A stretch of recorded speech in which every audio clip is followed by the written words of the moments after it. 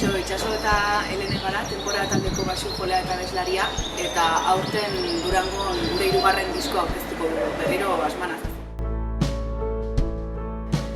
Zurekin beti ari naiz oin,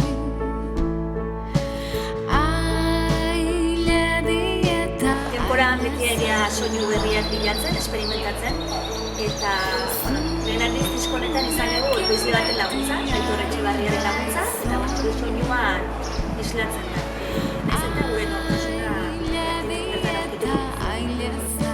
Aldaketa eta azalperitxoen azalean ere islatu nahi izan dugu bai, eta horretara amenabarren entrakan. Gustatuko litzaiduke aurten zuekin ere Durangon izatea, baina, zinenez, katalogoan